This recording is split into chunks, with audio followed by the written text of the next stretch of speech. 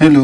दुपारी अचानकपणे कर्मचारी संघाने संपाची नोटीस काढली आणि राहुल वेळेपेक्षा कितीतरी लवकरच घरी पोहोचला. दार लॉक होतं. तो बेल वाजवू शकत होता, पण त्याने तसं केलं नाही. रोहिणीला त्याने बरेच दिवसात सरप्राईज दिलं नव्हतं, त्यामुळे एकदम तिच्या समोर हजर राहून तिला चकित करण्याचा त्याचा इरादा होता. अर्थात सरप्राईज वगैरे हे सगळं तर थोटांड होतं. खरं म्हणजे मागील काही दिवसापासून त्याच्या बायकोचा संशय चांगलाच लागला होता. रोहिणी दिसते तितकी साधी नाही असं त्याला प्रकर्षाने वाटू लागलं होतं. त्यामुळे सरप्राईजचं काही ठोस कारण नव्हतं. त्याचा स्वभावही असा काही संशय वगैरे नव्हता. आधी राहुल रोहिणी आई वडिलांसोबत त्यांच्या स्वतःच्या घरी राहायचे, तेव्हा तर रोहिणी बद्दलचा असला विचार राहुलच्या मनात कधी शिवलाही नाही. पण 3 महिन्यापूर्वी त्याची बदली झाली आणि त्याला रोहिणीला घेऊन या नवीन गावात यावे लागलं. इथं आल्यापासून रोहिणीच्या वर्तणुकीत लक्षणीय बदल झाला होता. नजर खाली झुकलेली, हात सदैव कामात गुंतलेले, भरतकाम, विणकाम, लोणचे पापड, स्वयंपाक पाणी, झाडू पोछा, आला गेला, आगत स्वागत यात गुंतलेली आज्ञाधारक पत्नी राहुलने पाहिली होती. पण इथं आल्यावर रोहिणी एकदम स्वतंत्र झाल्यासारखी मोकळी झाली होती. एरवी तिच्या डोक्यावरून साडीचा पदर कधी खाली पडत नव्हता आणि आता खांद्यावर 2 बारीक नाड्यांनी अडकवलेली नाईट गाऊन घालून अर्धी छाती उघडी टाकलेली रोहिणी संपूर्ण घरभर वावरत असे. राहुलला रोहिणीतला हा बदल आवडला नव्हता असं नाही. खरं कबूल करायचं झालं तर त्यालाही मान खाली घालून घरकाम करणाऱ्या आणि रात्री बिछाण्यात नुसती साडीवर करणाऱ्या बायकोचा कंटाळा आला होता. रोमांस करणारी, पुढाकार घेणारी बायको त्याला हवी होती. म्हणूनच रोहिणीतला हा बदल त्याने आनंदाने स्वीकारला होता. पण हे इथंच थांबलं नाही.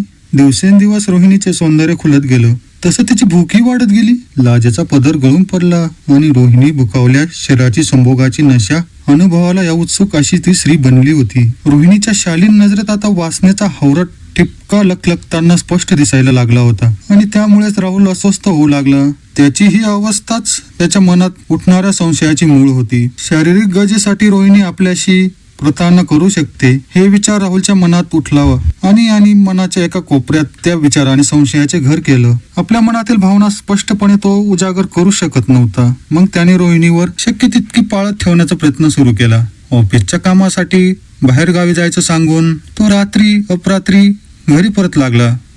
आज संपामुळे अचानक सुट्टी मिळाल्याने तर त्याला आयती संदेश मिळाली होती.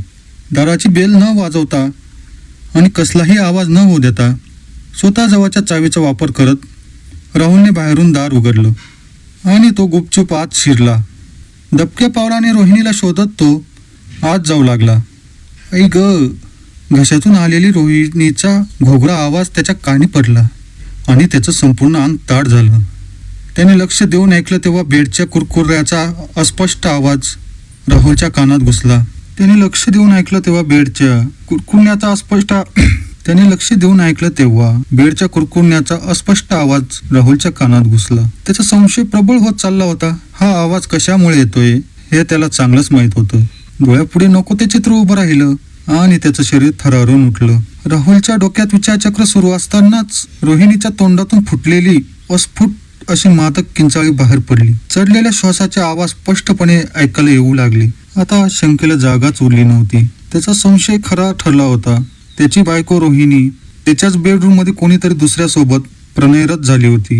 ही प्रतारणा राहुल सहन करू शकत नव्हता. त्याच्या रागाचा पारा इतका चढला त्याला आता कसल्याचीच भान राहिली नाही. त्याची प्रतिक्रिया अति हिंसक होती. आतल्या खोलीत रोहिणी सोबत जो कोणी असेल त्या व्यक्तीला मारल्याशिवाय तो आता सोडणार नव्हता. डोकं भणकलं होतं. रागाने सारासार विचार मात गेली होती. आवेशात राहुल किचन मध्ये गेला. किचन मधला भाजी कापायचा मोठा चाकू घेऊन अलगद पावले टाकत तो किचनच्या दिशेने जाऊ लागला. आज जो कोणी असेल तो बेसावत असताना जोरात वार करून एका घावात काम पते करायचा राहुलचा इरादा होता. परिणामांची त्याला आता चिंता उरली नव्हती. आता त्याला चाकू गच्च पकडून राहुल बेडरूम जवळ पोहोचला. उसासे, कण्याचे आणि सोबत लाडीक हसण्याचे बारीक बारीक आवाज आता स्पष्टपणे ऐकू येत होते. हळूच दार पुढे सारत त्याने आत डोकावून पाहिलं. आत काय बघायला मिळेल याची त्याने मनोमन कल्पना केली होती. एक कल्पित दृश्य त्याच्या मनासमोर आधीच साकारलं गेलं होतं. पण सत्य जेव्हा समोर आलं तेव्हा त्याच्या सर्व कल्पना चुकीच्या ठरल्या. याचा त्याने कधीही स्वप्नात विचार केला नव्हता. राहुलचा सारा आवेश 1 सेकंदात उतरला. तो समोर जे पाहत होता त्याच्या पुरेपूर अर्ध त्याला पुरेपूर लक्षात येत नव्हतं. सत्य आणि कल्पनेची रेषा धूसर झाली होती. समोरचे दृश्य पाहून राहुल पूर्णपणे हबकला होता. डोळ्यासमोर रंगीत तारे तुटत होते. घशाला कोरड पडली होती. मेंदू बधीर झाला होता. खोलीत जाण्याची त्याची हिंमत झाली नाही. दार लावून घेत थरथरत्या पावलांनी आणि धडकत्या हृदयाने तो घराच्या बाहेर आला.